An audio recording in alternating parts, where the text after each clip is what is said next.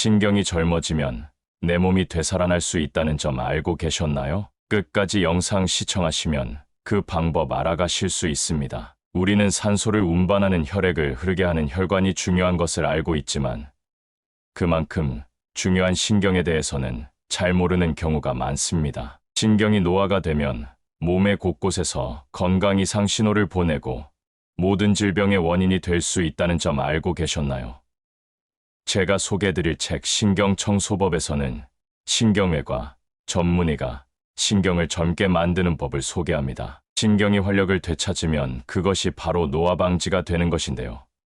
제가 구독자 여러분들께 책의 모든 내용을 다 전달해 드릴 수 있다면 더할 나위 없이 좋겠지만 책의 일부분을 통해서라도 우리 몸의 신경의 중요성과 젊게 만들 수 있는 방법을 배워가셨으면 좋겠습니다. 신경은 다시 젊어질 수 있고 늦은 때는 없다고 하니 실천이 가장 중요하겠습니다. 끝까지 영상 시청하시고 신경청소법에 제대로 알아가시기 바랍니다. 구독, 좋아요 먼저 해주시면 많은 도움이 됩니다. 신경의 흐름이 좋아지면 뇌에 수많은 정보가 들어가게 되고 뇌는 필사적으로 그 정보에 반응합니다. 그 결과 뇌가 활성화하는 것입니다. 자세는 바르게 하는 것만으로도 온몸의 혈액과 산소가 원활하게 흐르므로 신경의 막힘을 해소할 수 있습니다. 그렇기 때문에 평소에 꾸준히 오감을 자극하고 자세를 바르게 하면 특별히 무언가를 시간 내서 하지 않아도 신경은 젊어질 것입니다. 아침에 30초 잇몸 마사지하기. 추천하는 방법은 칫솔을 사용해 잇몸을 가볍게 닦는 것입니다. 치아뿐만 아니라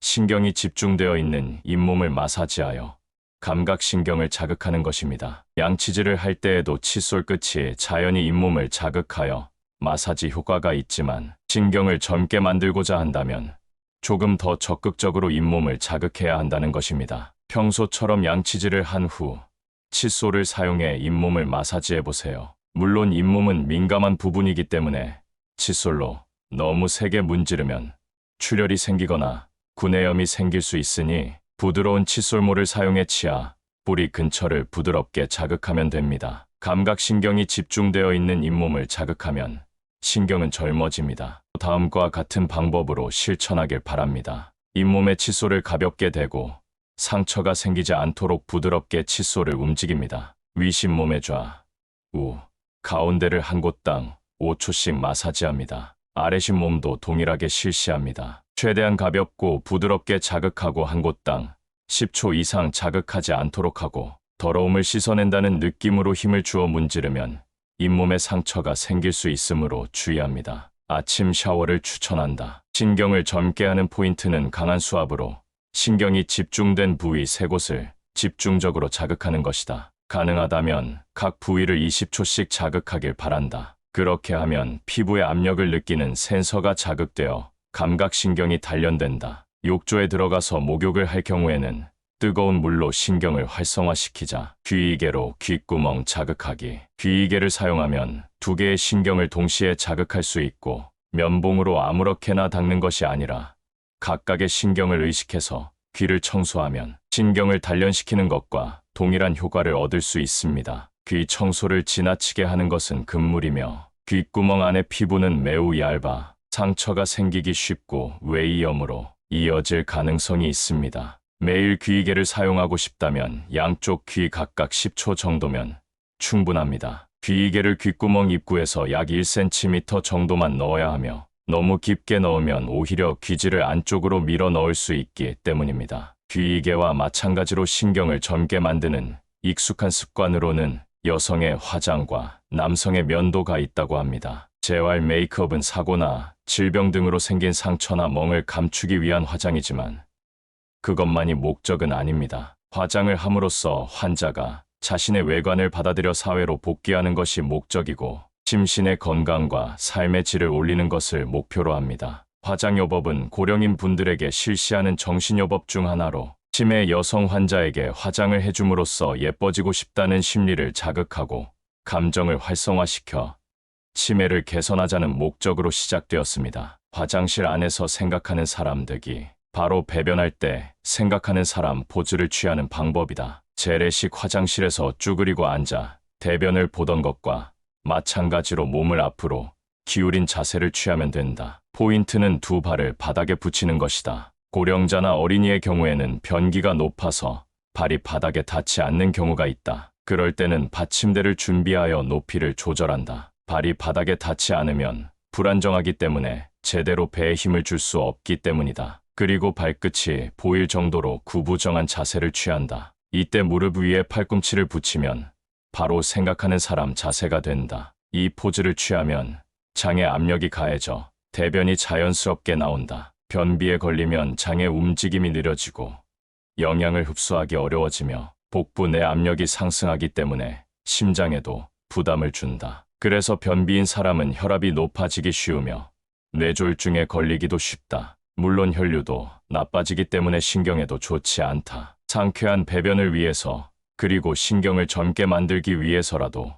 10초간 생각하는 사람 포즈를 취해보길 바란다. 집의 통로 정리하기. 흔히 하고 있는 잘못된 청소기 사용법은 다음 두 가지다. 멀리까지 손을 뻗어 청소기 노즐을 움직인다. 서둘러 청소를 끝내고 싶은 마음에 한 번에 먼 거리까지 경우가 많은데 그러면 자세도 구부정해질 뿐더러 노즐 흡입구가 바닥에서 떨어져 먼지를 잘 빨아들이지도 못한다. 이번에 청소기 노즐을 움직일 수 있는 적절한 거리는 신장 160cm일 경우 80cm, 150cm일 경우 75cm다. 청소기를 조작하는 사람 키의 절반 정도 되는 거리가 자세를 구부정하게 만들지 않기 때문에 허리 신경에 부담이 가지 않아 적당하다. 힘을 주어 바닥을 싹싹 문지른다. 조금이라도 더 많은 먼지를 빨아들이려고 구부정한 자세로 힘을 줘가며 청소기로 바닥을 싹싹 문지르지 않는가? 이 방법 역시 피로만 쌓일 뿐 정작 먼지는 제대로 빨아들이지 못한다. 바닥에 노즐을 강하게 누르면 오히려 흡입력이 떨어진다. 청소기 노즐은 바닥에 가볍게 두고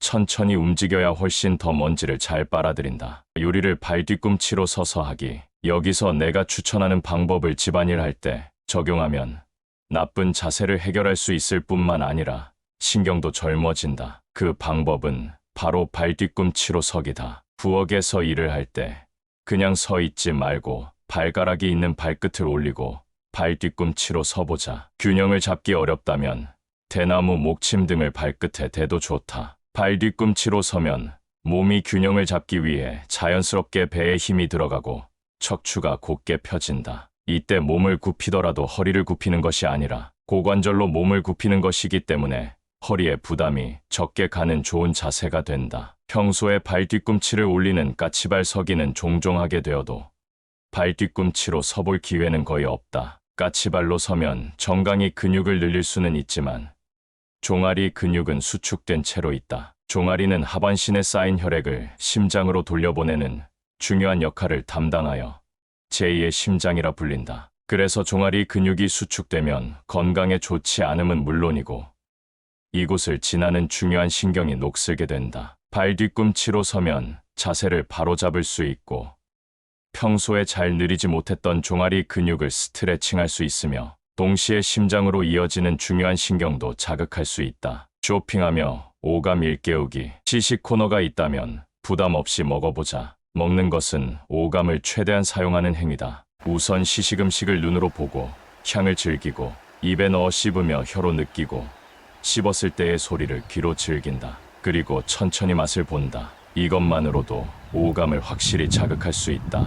그리고 구매 목록 상품을 바구니에 넣은 다음 계산대에서 지불한다. 여기서 신용카드로 간편하게 계산을 끝내면 신경은 단련되지 않는다. 현금을 사용하는 편이 손끝의 신경을 자극하기 때문에 신경을 젊게 만드는 데에도 효과적이다. 특히 추천하는 방법은 동전을 적극적으로 사용하는 것이다. 손쉽게 신용카드를 사용하거나 지폐를 사용하기보다 되도록 동전을 사용해보자. 꺼내기 불편한 동전 지갑 속에서 동전을 찾고 금액을 계산하는 것만으로도 신경을 일깨우는 데 도움이 된다. 뇌의 신경뿐만 아니라 손끝으로 지갑 속에서 동전을 찾고 꺼내는 행위를 통해 감각신경을 자극할 수 있으니 일석이조다. 당신의 지갑 안에 멋진 신용카드가 빛나고 있어도 뇌와 손끝의 신경을 사용해 동전을 잡고 동전으로 계산의 감각을 일깨워보자. 울퉁불퉁한 곳에서 산책하기. 산책이나 걷기 운동은 남녀노소 누구나 쉽게 할 수 있으며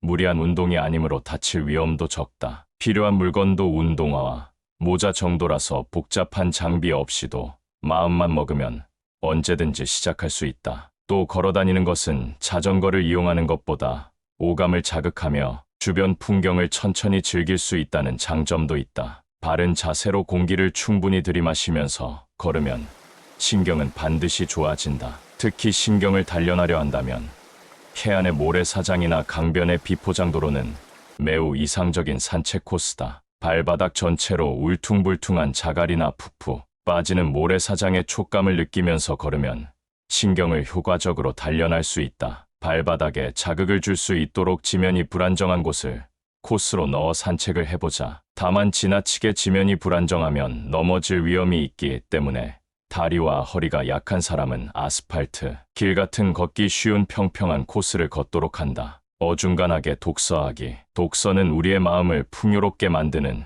최고의 취미 생활 중 하나이지만 때로는 읽기 힘들 때도 있다. 예를 들어 읽는 것 자체가 귀찮거나 눈이 잘 보이지 않아 읽고 싶어도 읽을 수 없는 괴로운 상태일 때 그렇다. 나빠지는 것도 잊어버린 채 집중할 정도로 재밌는 책을 찾았다 하더라도 그것은 그것대로 힘든 일이다. 독서를 자주 하는 사람이라면 눈 깜짝할 사이에 시간이 지나 몸이 뻣뻣하게 굳어진 경험을 여러 차례 해봤을 것이다. 무아지경이 되어 시간 가는 줄도 모르고 독서에 집중하는 것은 사실 신경을 노화시키는 원인이다. 쉬지 않고 계속 읽는 행위는 과잉된 정보가 끊임없이 신경에 흐르는 상태가 되기 때문이다. 신경의 전기가 과하게 흐르면 눈도 뇌도 피곤해진다. 그렇게 되면 눈의 신경에 막힘이 생긴다. 또한 어깨와 목 등의 근육이 굳으면 젖산 등의 피로물질이 쌓여 신경의 흐름이 더욱 나빠진다. 특히 무릎 위에 책을 놓고 읽거나